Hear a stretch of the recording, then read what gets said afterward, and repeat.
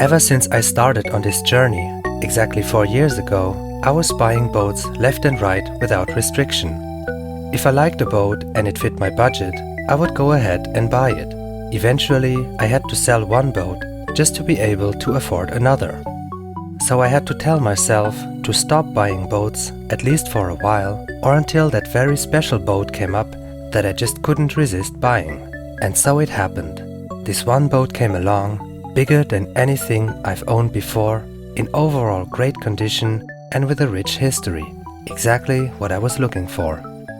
But the real story isn't just about me buying the boat, it's about how we managed to move it over 20 kilometers back home. Because this is another barge boat, and as such it does not come with a motor. It belongs to a category of boats called Wohnschiff in German, meaning living ship, but maybe more accurately translated into barracks ship. It's basically a floating barrack used for temporary housing, typically for industrial or government purposes. These would also often find their way into private ownership, where they were then converted into more permanent lodging. Typically, these barracks were wooden structures built onto empty barges. What sets this boat apart is that it was specifically built for this purpose, featuring a steel structure as living quarters. And with that, let's take a quick look at the boat. It was built in 1938. It's completely riveted, and it's made from crop steel, which, after 85 years, still looks like almost fresh out of the mill, and it's like this in many parts of the interior. It's 20 meters long and over 5 meters wide. This gives it a very spacious interior. Now let's take a quick tour inside. Sadly, most of the original 1930s interior has been tinkered with and is now gone. I was told that people had been living in it for a long time, but it's been abandoned for the past 5 years or so. The stone wool insulation you see lying around was torn out by the previous owner, who wanted to check the condition of the bare steel on the roof.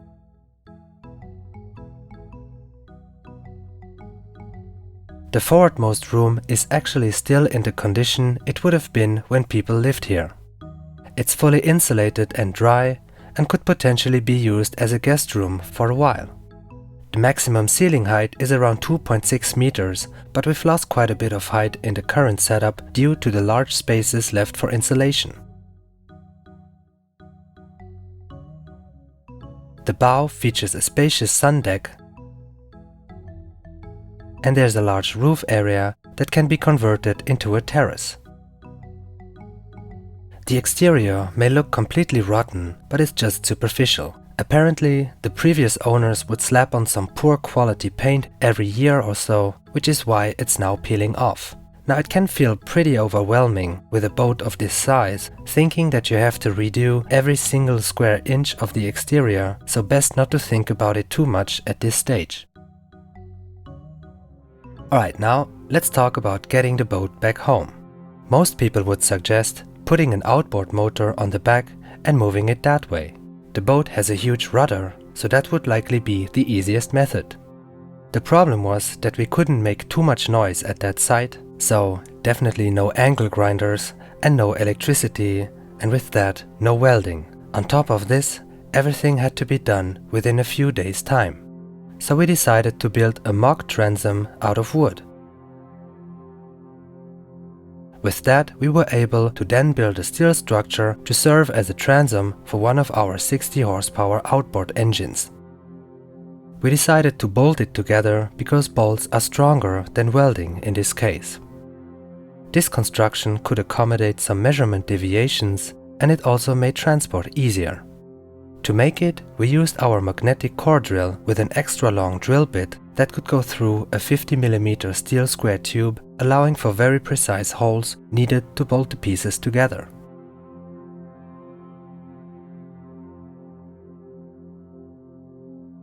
Next, we had to take the outboard motor off this boat, transfer it onto another boat, and then transport it down to the new boat. Getting the motor off this boat was fairly easy, thanks to the crane located right next to it. The plan is to load it onto the deck of my old GDR steel yacht, And please remember that we are professionals, that we do this at our own risk, and please don't try this at home. Once we got the motor on the deck of the boat, there were only few things left that could go wrong.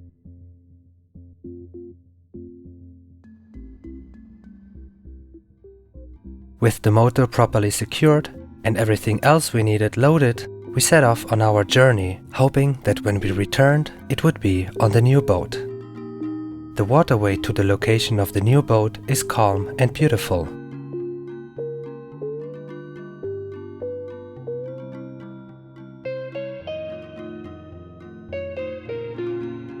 My friend is coming along to help me get the motor mounted onto the new boat.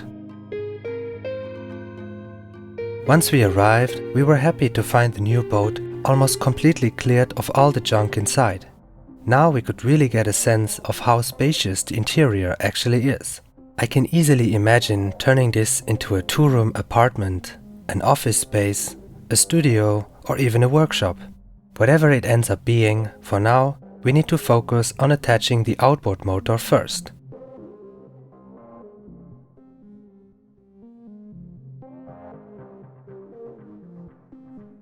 My friend drills a hole with the plan to cut a thread into it, allowing us to bolt part of the frame directly onto the boat.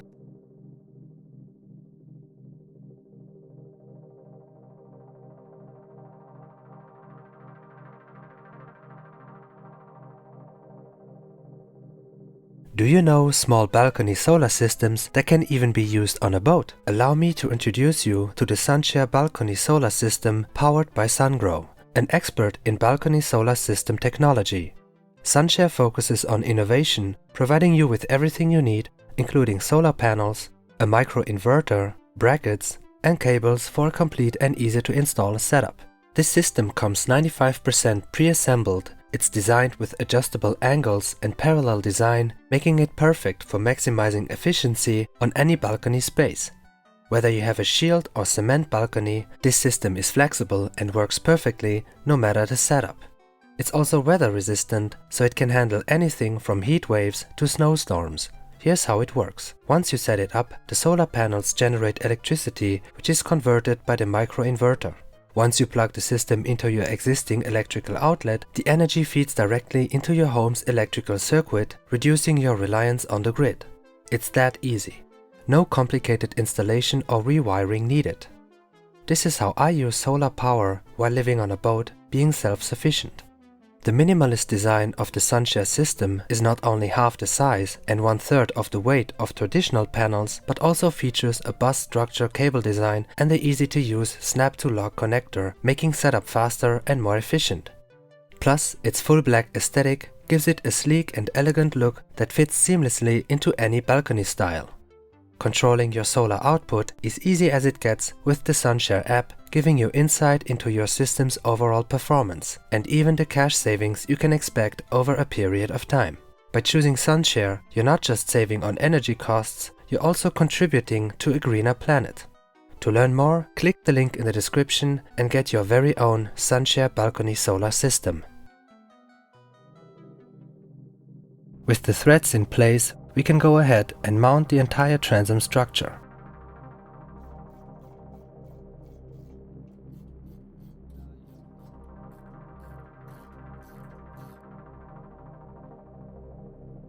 Once the structure is in place, we can mark and drill the remaining holes to ensure a perfect fit.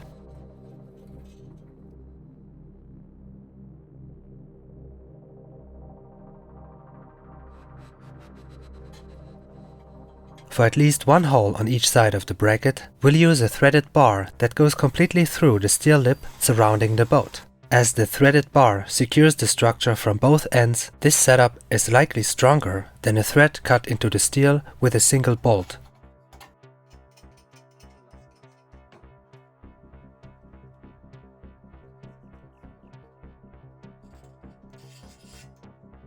Now that the transom structure is in place, it's time to move the barracks ship forward so we can bring my GDR steel yacht closer. You can see my friends pulling the boat with ropes on either side, moving the barracks boat just enough to give us the clearance needed to bring the steel yacht right alongside it.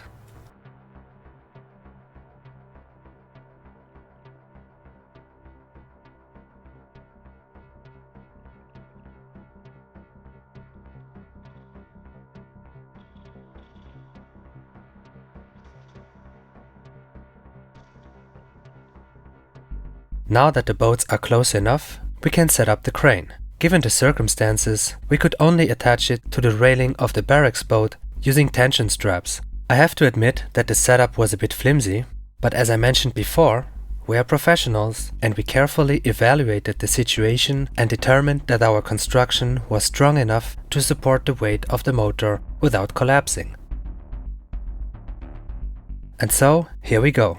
At this point, we're lowering the motor overboard, again securing it with a rope tied around the underwater section.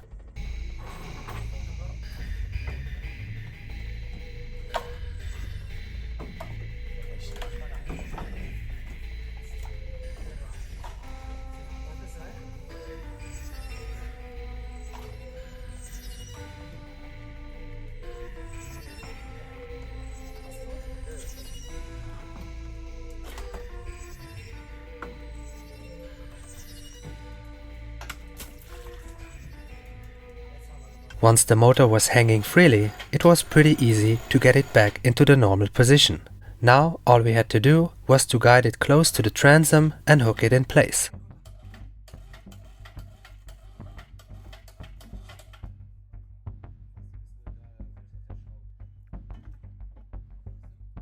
By this point, a small crowd had gathered around us to watch what we were doing, and when we finally got the motor in place, they cheered for us.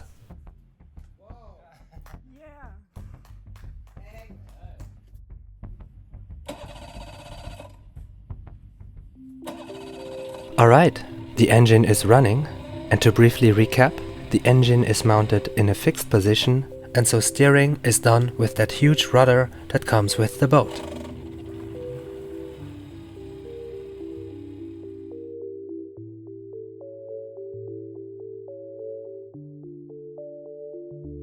And with that, it was time to depart.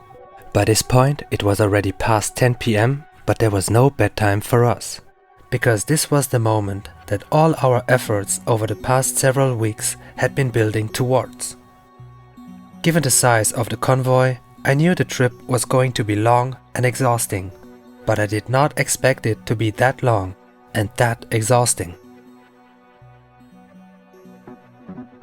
You can imagine that this huge rudder, once the boat is moving, creates quite a force. Especially when you're trying to go against the current and actually steer the boat in another direction.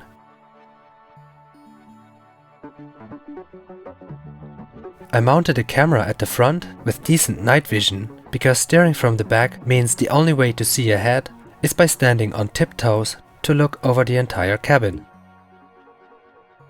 I also had friends sitting up front, communicating with me through walkie-talkie to alert me if I got too close to any obstacles.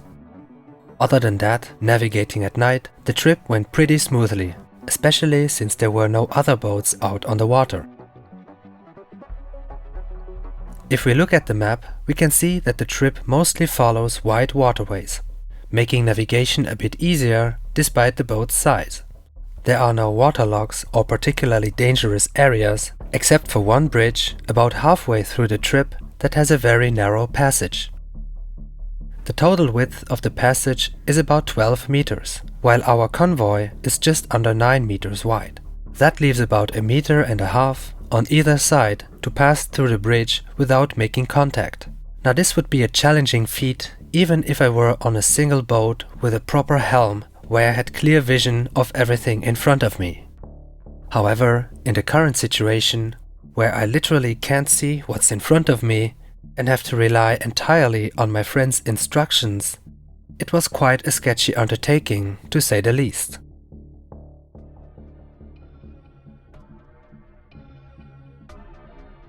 To make matters worse, on the first attempt, just before entering the tunnel, the wind blew us off course, causing the boats to spin around.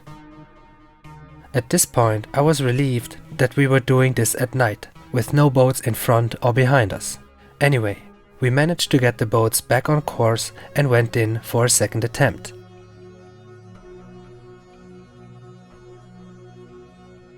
This time I asked one of my friends to sit in the small motorboat and make slight course corrections as we navigated through the tunnel. With all the precautions in place, the best strategy was to maintain a steady speed squeeze the convoy through and hope for the best.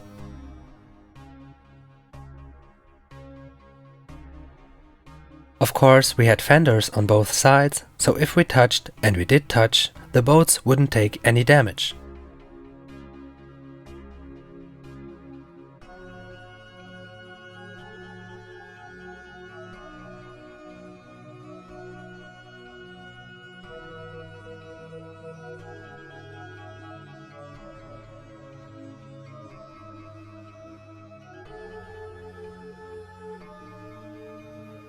And just like that, we passed through the toughest part of the trip, and from here on out it was all smooth sailing.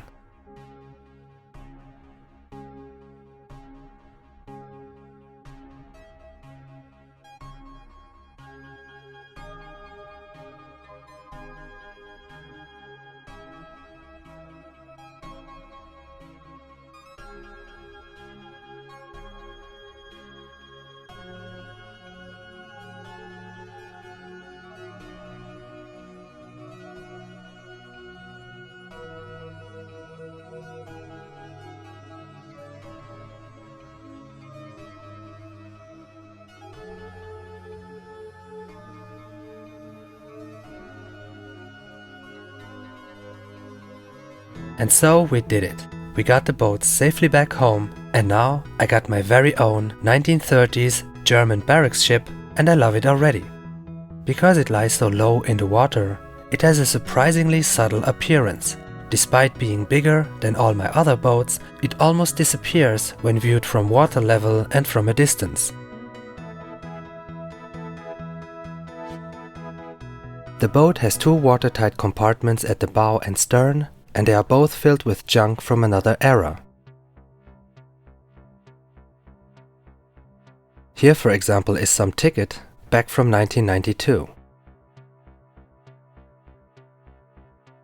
It's a weird collection of electronics, car parts, and just random junk. I'm not going in more detail about this,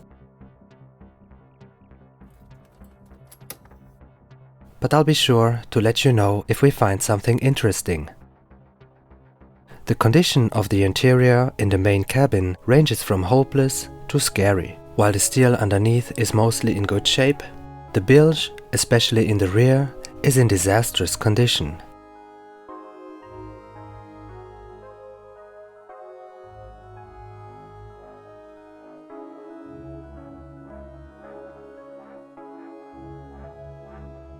We already removed the floor in this one little room. We scraped away some of the heavier rust in certain areas to allow us to measure the thickness of the steel.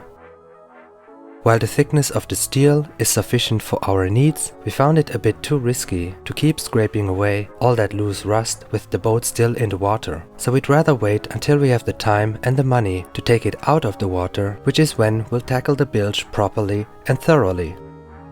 At first glance, the condition of the bilge seems consistent throughout, but as we move further forward, the steel actually becomes thicker. For example, right around the middle of the boat, we found steel with a thickness of over 5 mm, which is more than enough for a private vessel.